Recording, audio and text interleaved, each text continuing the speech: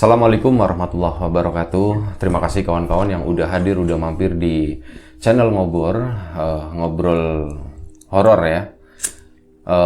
Masih biasa, seperti biasa di sini ada Bro Ayung, ada Biru juga di sini.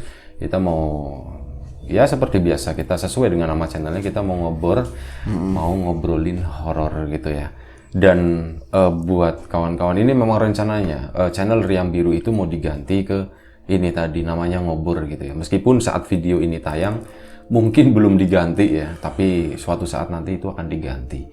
Jadi ya cuman itu aja sih buat sekedar info kawan-kawan semua loh. Nama channelnya Riam Biru kok ininya ngobor gitu kan. Makanya itu tadi itu mau diganti, sementara Riam Biru nanti mungkin lebih untuk ke yang lainnya lah, yang lebih bersifat fun, lebih bersifat ke hobi atau apa itu lebih kayak ke nanti channel pribadi aja kayak gitu. Nah, terima kasih Bro Ayung udah datang di sini yang sebenarnya udah dari tadi ya. Udah sesi pertama hari ini dan ini adalah sesi kedua gitu. Masih sama. Dan lagi kejar tayang gitu kan. Makanya hari ini tuh ngetek 2 kali. Semoga bisa selesai sesuai dengan waktu. Semoga diberi kelancaran juga. Amin. Ini basa-basi banget. Udah Bro Ayung langsung aja waktu dan tempat dipersilakan gitu ya Bro Ayung, silakan. Terima kasih atas waktu dan tempatnya Mas Riam. Aku mau nyapa teman-teman dulu seperti biasa. Assalamualaikum warahmatullahi wabarakatuh. Waalaikumsalam.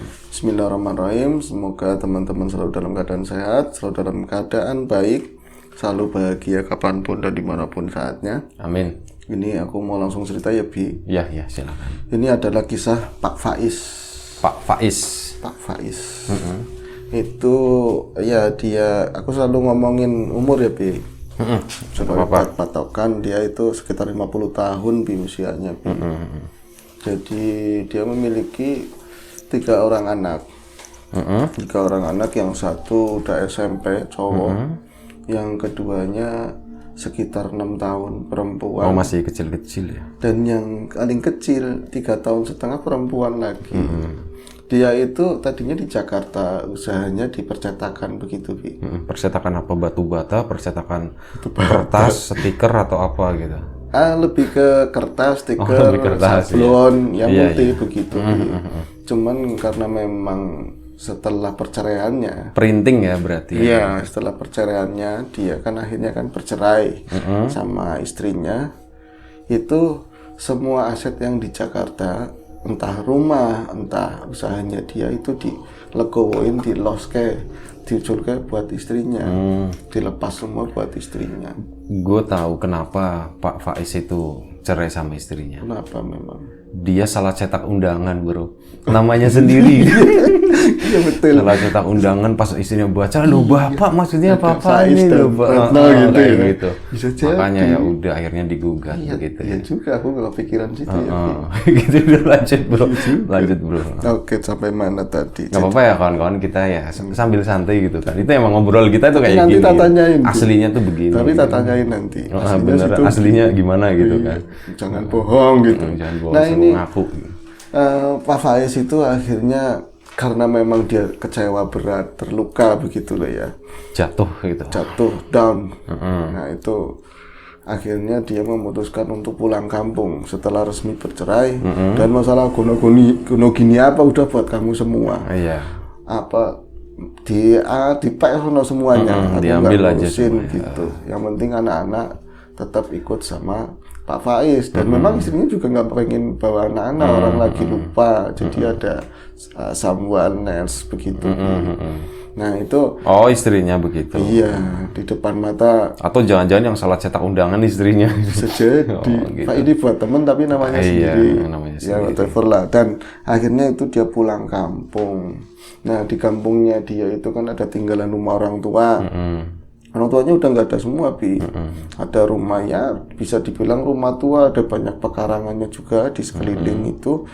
Nah namanya Faiz itu dari muda mungkin lebih, bukan kayak kecilnya aku ya yagan apa aja di sawah, di apa-apa, dia itu fokusnya di belajar begitu. Akhirnya nggak ngerti yang namanya macul bersih pekarangan gitu, nggak ngerti.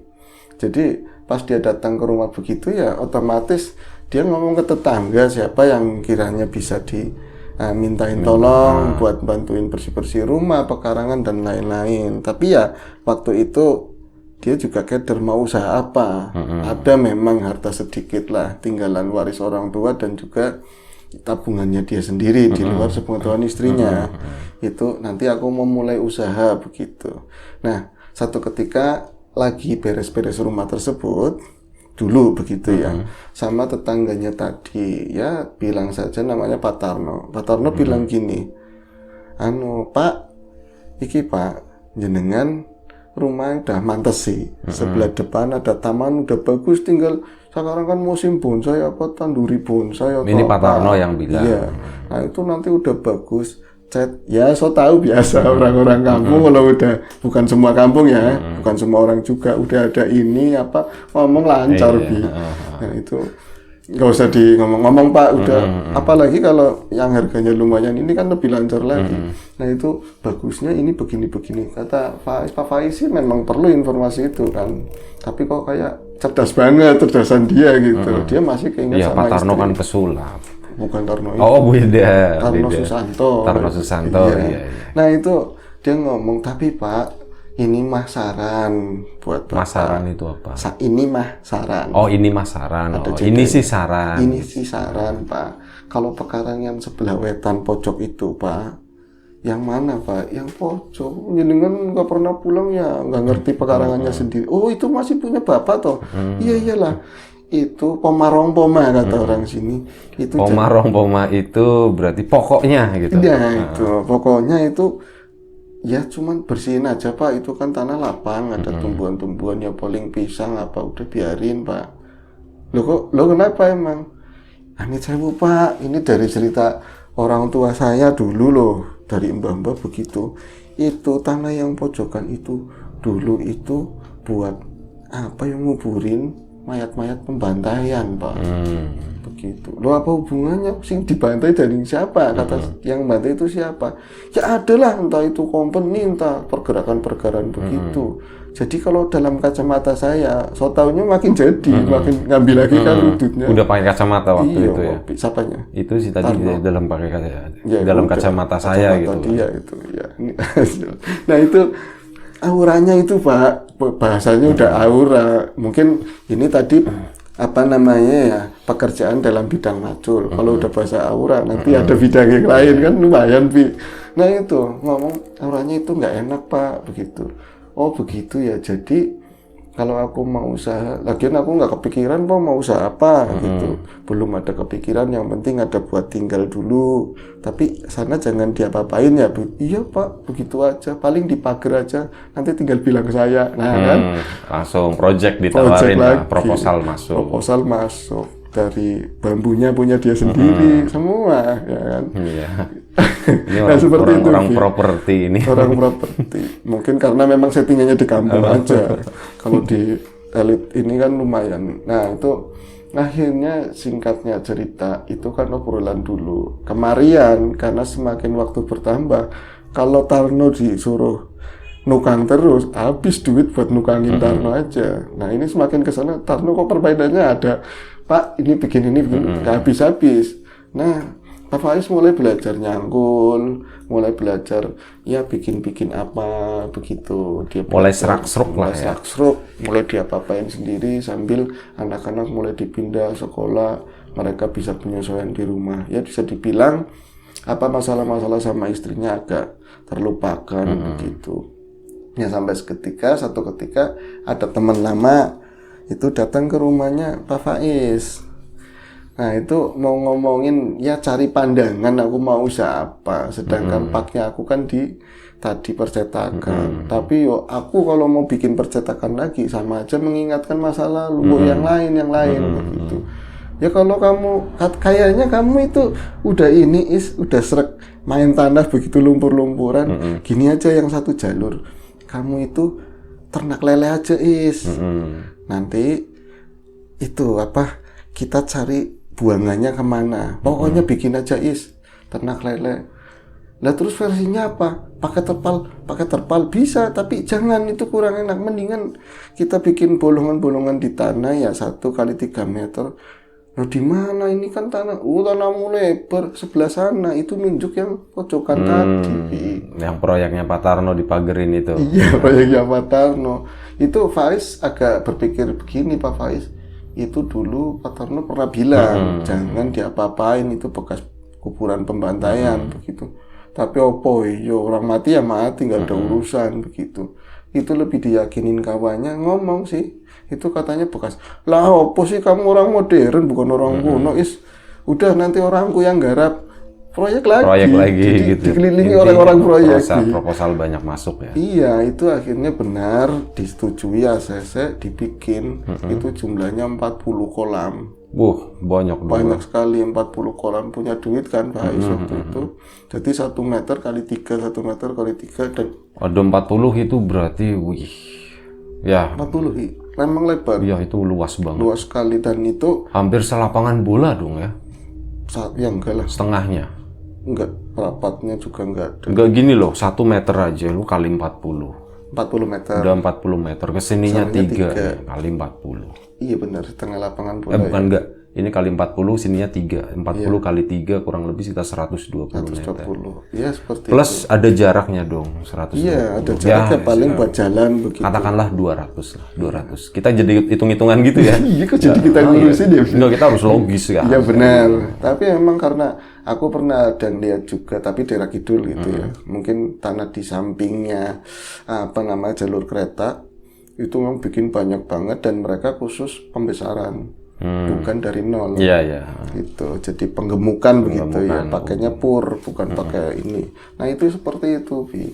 Nah, untuk awalan memang dia pernah panen, pernah yang ngerasain dan ada yang buang juga kawannya tadi. Jadi setiap hari ngisi, ketemunya setiap hari panen terus. Panen ini baru, itu rotasinya tuh sempurna gitu. Tapi memang setelah kejadian tadi dia bikin di tempat situ, udah mulai ada banyak keganjilan di rumahnya dia.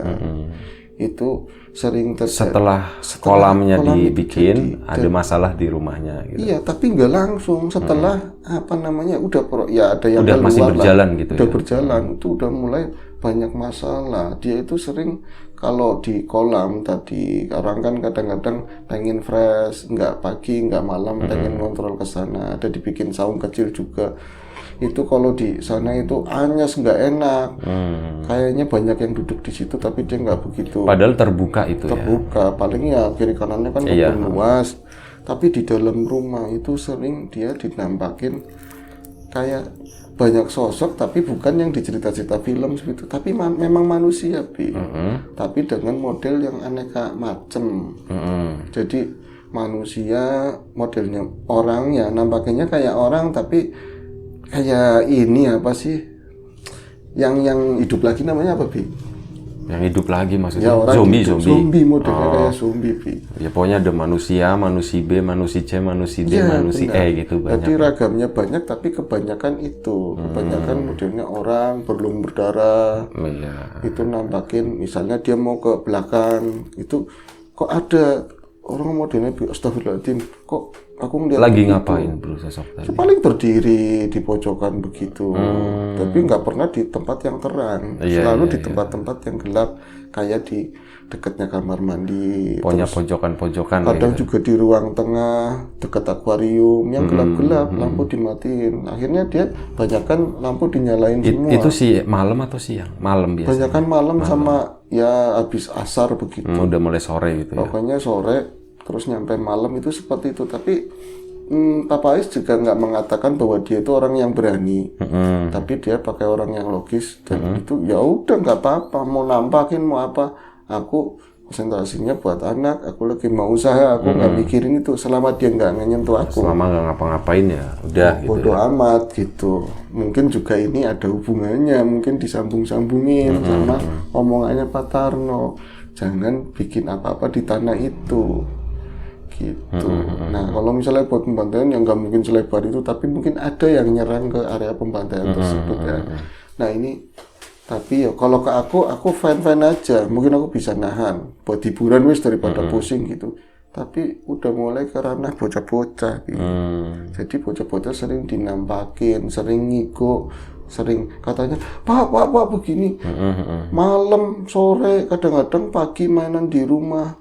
Sebenarnya itu nggak ada kakaknya lagi les, katanya sama kakaknya, tapi kakak sombong, nggak mau bantuin dedek bikin apa, gitu. Main-mainan suruh masangin ini mobil-mobilan yang rusak, nggak mau, kakak cuman diem, tapi kakak raihnya kayak serem begitu. Tapi ya kayak gitu, pas Pak Tarno Pak Faiz ngomong, itu yang ke anakku siapa? Ya dia tahu dapat jawabannya nggak lama. Jadi nampakin ya memang anak kecil, mirip sama anaknya tadi. Iya. Tapi posisinya pucet, nggak enak lebam lah, nggak enak. Karena tadinya memang ya dia takut, ya rada serem, tapi karena keseringan dianggapnya biasa. Nah akhirnya pada suatu malam lagi itu menginjak berapa bulan setelahnya, itu kan tambah intens, nampakinya dan anaknya sering sakit. Nah ini tadi yang proyekan tadi, temennya yang masalah lele tadi, udah mulai mainnya nggak beres. Jadi ada nggak konsisten. Iya, ada barang yang keluar, duitnya enggak. Ada masalah teknis ini itu, banyak lah. Banyak dramanya ya. Banyak dramanya. Akhirnya kolam tadi yang tadinya full jadi separuh jadi habis. Akhirnya sekarang udah dibiarkan terlantar. Tapi dia ada buangannya khusus, udah jadi kolam-kolam kotak-kotak kayak kuburan nggak ada airnya kecuali musim hujan. Nah itu ya dibilang ini bisnis yang gagal itu aja, dia nggak terlalu mikirin.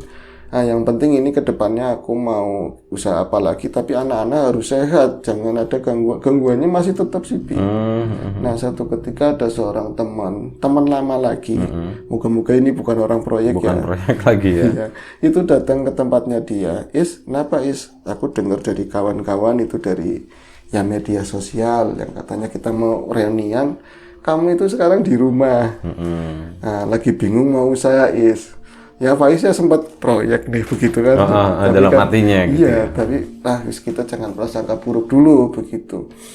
Gini temannya baru mau ngomong, aku ada usulan usaha begini, anaknya nangis di kamar. Itu kan ngumpul, dibikin kamar yang dilebarin, Pak Tarno proyeknya kan, dilebarin begitu jadi satu tidurnya. Kenapa Mas? Dede nangis mulu, yang paling kecil nangis mulu. Loh, emang tadi susunya udah kasih minum belum? Udah ya, udah dikasih minum. Terus kenapa? Nggak tahu, dia nunjuk-nunjuk terus. Aduh, kata Faiz, pasti makhluk-makhluk begitu nih. Akhirnya aku mau ngobrol sama kawan lama, nggak enak. Akhirnya keluar lagi dia ke kawannya. John, taruhlah namanya Johnny. John, aku sebentar ya nidurin anakku dulu gitu. Ya wis nyantai aja. Ya orang udah ada kopi, ada sajen ya aman, kata dia begitu. Nah, dia nidurin anaknya, udah selesai tidur ya jam 9-an. Malam berarti ya? Iya, dia ke depan lagi ngobrol sama, ya di balai lah ruang depan, sama kawannya itu. Nah, dia belum ngomong, si Joni bilang begini, rumahmu kayak rada ya Isa? Rada apa, jangan meden-medeni, kata dia. Ya, nah mungkin rumah tua kali jadi banyak urus-urusnya, kata dia begitu. Bersihin apa kamu sholat nggak sih gitu, kadang-kadang John. Oh ya udah bersihin, nggak tahu caranya, ya nanti urusan ini kita ngomongin bisnis, kata dia begitu. Loh, bisnis apa lagi? Berhubung aku tahu kamu itu pernah usaha lele, gimana, aku kan terus terang aja, aku juga tadinya orang bangkrut. Aku punya pak di bidang ya kuliner begitu, bikin pecel lele aja yuk. Nah Faiz kan masuk akal, kita lele yang buang di itu pecel lele kan, iya bener ya. Nah itu bener banget, makanya aku udah tak pikirkan ke sini tapi kan dalam hati mungkin kena loh gitu kan. Nah itu akhirnya oke, kita setuju, nanti berarti itu dihidupkan lagi, tapi jangan semua kebanyakan diisi lagi. Itu tahu-tahu gambarannya kita ngobrol Faiz ngobrol sama kawannya si Joni, tapi dalam pandangannya entah itu mata entah di batinnya dia itu melihat anaknya itu lagi nangis. Dia siapa? Faiz, dia nggak pernah ngalamin seperti itu, tapi di depan kawannya itu lagi saat ngobrol itu kan makin larut ya, makin jam 11-an, itu melihat anaknya itu ada di salah satu kolam. Mulutnya masih ngobrol, masih nanggapin, dia nggak ngomong sih, cuma nanggapin kawannya ngobrol. Tapi ngelihat anaknya nangis di kolam itu mau naik nggak bisa. Seolah-olah ada vision gitu, ada penglihatan vision. Ya kayak gitu. situ kadang-kadang begitu. Situ kan jelas banget gitu, asik. Nah itu kelihatannya anaknya itu kan ya namanya 3 tahun setengah, walaupun kolam nggak terlalu dalam itu tetap aja dalam buat dia kan. Itu mau ngelangkah naik itu nggak bisa nangis begitu, nangis katanya nangis teriak-teriak. Is, kamu kenapa Is? Enggak, dia bilang enggak tapi tetap negesin begitu mau naik tapi ada yang narik lagi. Roknya roknya putih, rok putri-putri itulah. Rok yang ada yang narik rok princess gitu ya. Princess. Narik lagi, jangan, ampun, mau ayah begitu, dengernya begitu. Akhirnya sebentar ya John, aku mau nengokin anakku dulu begitu. Nah akhirnya dia ke depan, bocah tidur nggak kenapa-napa begitu. Nah dia ngobrol lagi sama kawannya, tapi boya pulang kata dia begitu, udah malam, kita udah deal besok aja dilanjutin, tapi kan nggak enak mau ngomong. Itu ngobrol lagi, gambarnya sama lagi begitu. Nggak kayak gue ya, gue kalau udah malam pulang balik ya gitu. Asli, kamu kan apa namanya seadanya. Iya. Gitu-gitu. Sering kawan-kawan aku disuruh pulang. Agak kejam tapi. Abisnya nggak balik-balik sih, tapi jujur gitu ya. Emang kayak gitu, harus kayak gitu. Daripada jujur menyakitkan. Nah itu, mending kayak gitu sekalian. Nah itu ada vision kayak gitu lagi. Kamu bentar bro, tanggung bro, sorry. Kamera udah kedap-kedip gue ini dulu. Ya. Gue restart ya. Waktunya buat ngopi bro. Lu ngopi dulu aja santai. Ini kita udah nggak pakai potong-potongan gitu ya, seadanya udah gini ya, udah gini aja. Kenapa kopi hitam ya bro? Apanya? Kopi padahal kan coklat. Udahlah, biarin aja. Enggak juga sih, kalau coklat itu kayak gula merah. Kenapa namanya gula merah padahal kan coklat? Susah lagi. Ya wis. Itu buat PR aja. Sama pertanyaannya tuh sama. Ya lanjut ke tadi ya Bi. Jadi dia dapat vision lagi seperti itu. Is, kamu koyo bukan dirimu Is, kata Joni. Kamu harusnya aku bawa Yanto ke sini. Yanto itu yang lagi kecil itu kita main meler terus hidungnya. Iya, Yanto sekarang jadi mbah. Yanto sekarang yang bener. Iya, kalau masalah kayak gini kamu itu pumpang-pumpung terus rumah ini itu urusannya Yanto. Namanya ganti ya? Apa tuh? Bukan Mbah Yanto lagi. Mbah Ayung namanya. Oh enggak. Aku masih muda. Bukan. Iya. Mbah tuh kalau usia sekitar ya punya cucu itu Mbah. Nah itu aku nggak mau urusan sama Mbah. Klinik-klinik begitu. Ya aku ya umum aja walaupun maksudnya Yanto itu ustadz, cuman kan enaknya manggilnya orang pintar yang Mbah aja. Oh jadi ustadz. Ya udah kalau lain kali kamu kesini bawa Yanto. Gitu. Oke wis, sekarang aku pulang dulu permisi. Itu ngelihat jam tangan itu ada jam 12 dan 12 dalam hati wong kok main pertama kali sampai malam begini itu aku khawatir sama anakku. Itu pas dia pulang ke kamar kan aman, dia ke WC dulu sempat nemuin yang kayak tadi juga apa makhluk-makhluk begitu tapi bodoh begitu. Itu makhluk yang mau ngapain yang penting jangan ganggu anak sama aku. Dia langsung ke kamarnya dia. Oh iya, aku belum nengokin bocah. Mastiin dilihat di situ nggak ada satu Bi. Jadi anak kecilnya. Iya, jadi mereka kan bertiga ya. Terus ada guling tengah di tengah guling yang gede begitu dihalang-halangin biar nggak jatuh. Oh, biar nggak tumbukan ya, kasih pembatas. Nah itu, lah kok Nina kemana Nina? Astagfirullah, Nina kemana? Dibangunin kakaknya. Mas, Nina mana Nina? Itu langsung nunjuknya ke samping. Nah, namanya ngantuk banget nggak usah ngeliat aja pasti Nina di sampingnya dia. Itu ya samping. Nina samping mana nggak ada. Tidur lagi. Kakaknya yang paling gede dibangunin juga sama. Bilang begitu juga pojok maksudnya. Ya Allah Nina nggak ada. Itu langsung ingat vision tadi. Langsung dia tuh buru-buru. Mas bangun. Itu tahu-taunya si siapa tadi Joni kirain udah jauh. Itu kan di depan ada ya namanya dibikin kayak saung buat gapurannya dia begitu.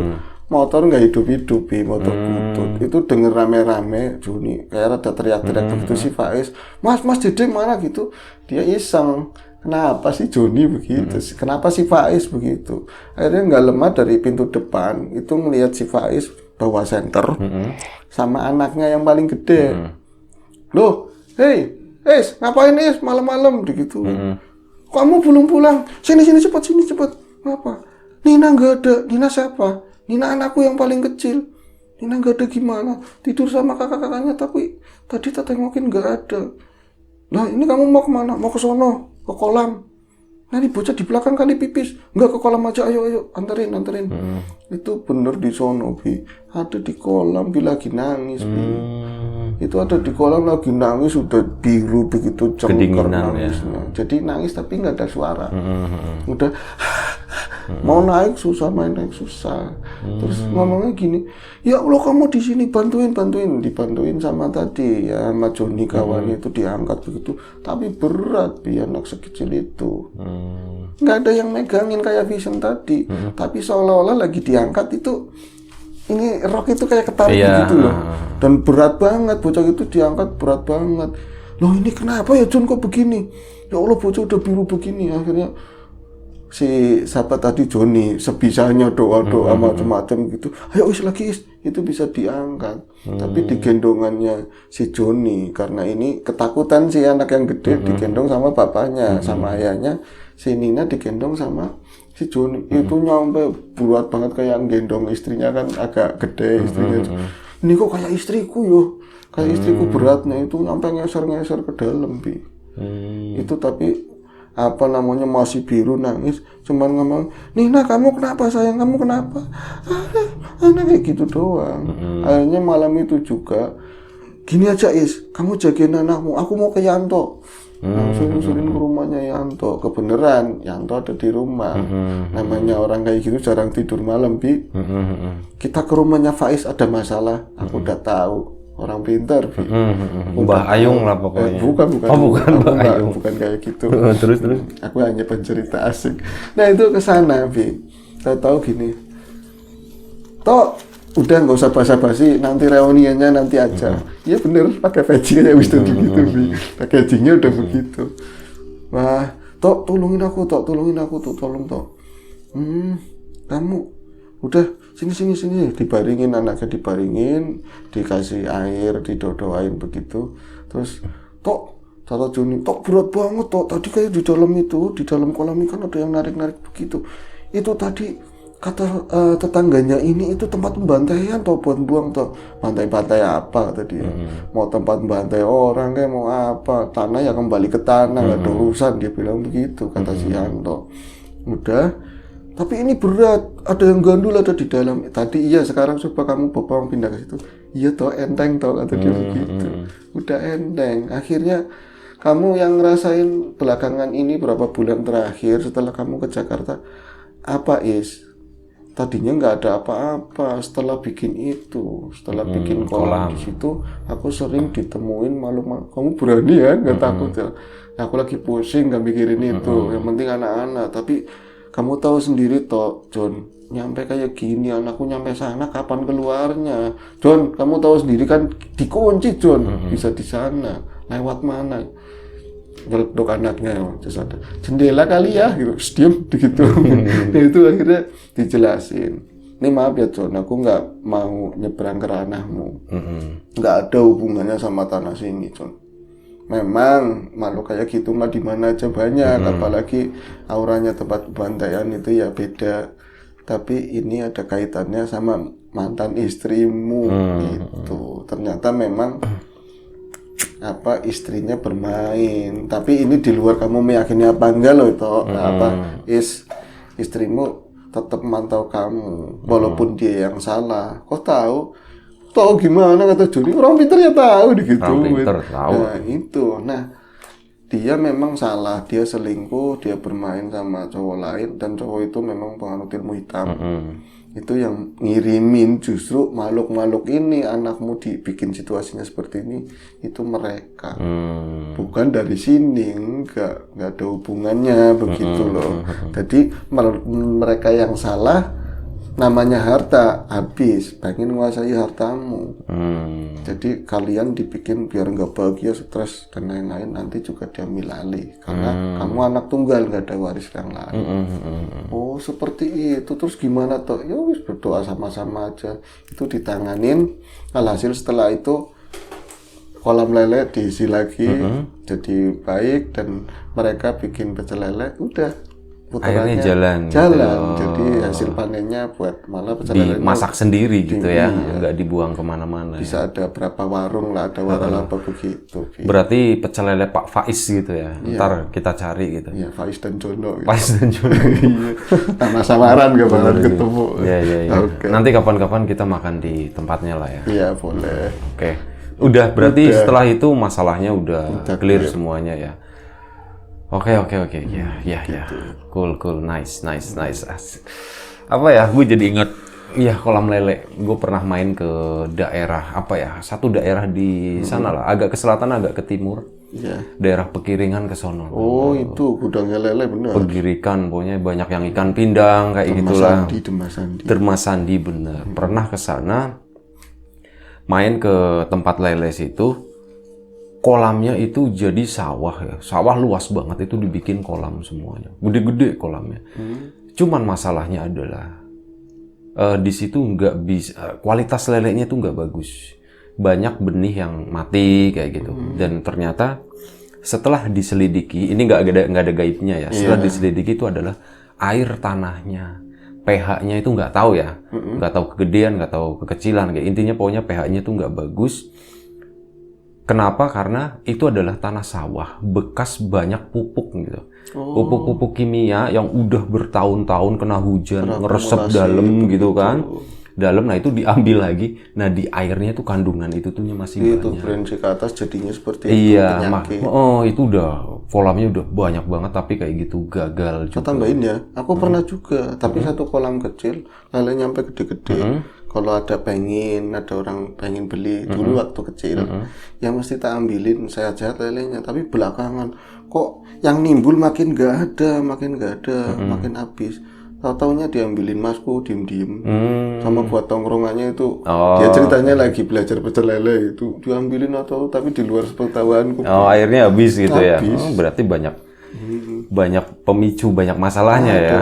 Ada masalah gaib, ada masalah itu secara pertanahan begitu ya, secara kenakalan kimia remaja gitu. Ada kenakalan remaja kayak gitu. Jadi itu tadi ya faktor X itu banyak gitu yang bikin usaha kita itu gagal, terutama saat kita lele tadi. Sebenarnya masalah usaha lele kayak gitu tuh serius, ngebiakin atau ngegedein lele itu gampang. Termasuk gampang. Yang susah itu ngebuangnya, bro. Bener. Yang susah itu ngebuangnya. Tapi tadi kalau kawan-kawan misalnya ada praktisi lele, misalnya lele kok nggak cepet gede, kita ada yang miss kebahagiaan lele yang itu kan? harus bahagia apa enggak? Biar gemuk kan harus dikasih bahagia gitu ya. Setelin musik kali ya di situ ya, dangdutan terus tiap hari. Tips yang kita nggak pernah bocorin ke orang-orang. Betul. Kemana-mana. Kolamnya dibikin nyaman supaya ya banyakan tidur, makannya juga banyak, akhirnya cepat gemuk gitu. Kalau terlalu aktif nanti malah kurus gitu kan. Ya udah, oke. Daripada nanti kemana-mana, terima kasih buat kawan-kawan, terima kasih buat Bro Ayung cerita tentang lelenya. Tentang lele? Tentang ya anggap aja itulah ya. Terima kasih juga buat kawan-kawan di rumah, terima kasih banyak. Ada satu pesan dari sponsor yang tadi lupa disebutin ya. Pesan lagi. Jangan iri, jangan dengki. Terus apa ya? Terus semua itu adalah penyakit hati. Jangan iri, jangan dengki. Apa gue? Dan jangan. Ya itu. Ya intinya seperti itu. Intinya jangan iri, jangan dengki. Ya nanti karena itu akan ya yang rugi siapa ya? Diri sendiri gitu ya. Terima kasih buat kawan-kawan yang udah nonton, belum mau dengerin. Kita minta maaf ya. Misal ada sesuatu yang nggak berkenan di mata, di hati, di telinga kawan-kawan semuanya, mohon dimaafkan. Siapapun sekarang yang lagi sakit, semoga segera diberi kesembuhan. Siapapun sekarang yang masih sehat, semoga tetap dijaga kesehatannya. Semoga kita juga dimudahkan dalam hal apapun, termasuk kemudahan dalam hal rezeki. Terima kasih banyak. Kita mohon maaf sebesar-besarnya misal ada salah. Sampai jumpa di cerita-cerita selanjutnya. Jaga kesehatan kawan-kawan semuanya. Assalamualaikum warahmatullahi wabarakatuh.